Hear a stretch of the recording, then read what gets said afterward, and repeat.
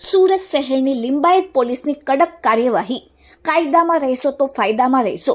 સુરત પોલીસની આરોપીઓને ચેતવણી આપી હત્યા, ખંડણી અને સાયબર ફ્રોડના આરોપીઓનું રિકન્સ્ટ્રક્શન। લિંબાયત પોલીસે યુસુફ પઠાણની શાન ઠેકાણે પાડી। ખંડણીના ગુનામાં કરાઈ છે આરોપીની ધરપકડ। આરોપી યુસુફ પઠાણ લખનૌમાં હિન્દુવાદી નેતા કમલેશ તિવારીની હત્યાનો કેસનો આરોપી છે। આરોપી વિરુદ્ધ ગુસ્સી ટોકનો પર ગુનો રજીસ્ટર થયેલ છે।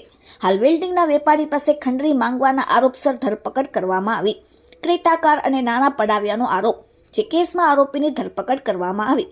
ચપ્પુ બતાવી વેપારી પાસેથી કાર અને નાણાં પડાવ્યાનો આક્ષેપ, જે આરોપીની સાથે રાખીને લિંબાયત પોલીસે ઘટનાનું રિકન્સ્ટ્રક્શન કર્યું, પંચનામું કર્યું, સરઘસ કાઢીને દોરડાથી બાંધીને 2 હાથ જોડીને માફી મંગાવી।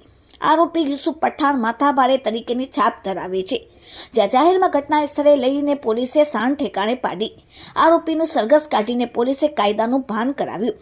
લુણાવાડા પોલીસ સ્ટેશનમાં ₹5.5 કરોડના સાયબર ફ્રોડ કેસમાં પણ આરોપી વોન્ટેડ છે। Bureau report, daily India TV, Surat.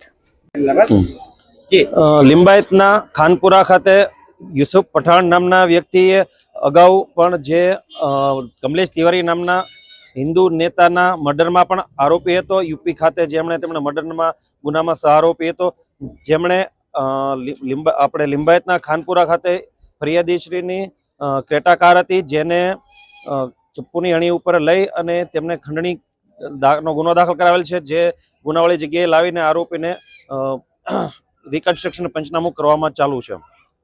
સદર આરોપી તેમજ અરવલ્લી જિલ્લા ખાતે લુણાવાડામાં સાયબર ક્રાઇમના ગુનામાં પણ 5.5 કરોડના ફ્રોડ મ્યુલ એકાઉન્ટ ખોલાવીને તેના પણ ગુનામાં વોન્ટેડ છે, જે પણ આગળની કાર્યવાહી કરવામાં આવનાર છે। જી સર, ઘટના સ્થળ પર લાવવામાં આવ્યો છે આરોપીને, કેવા પ્રકારની કાર્યવાહી લોકો શું કહી રહ્યા છે?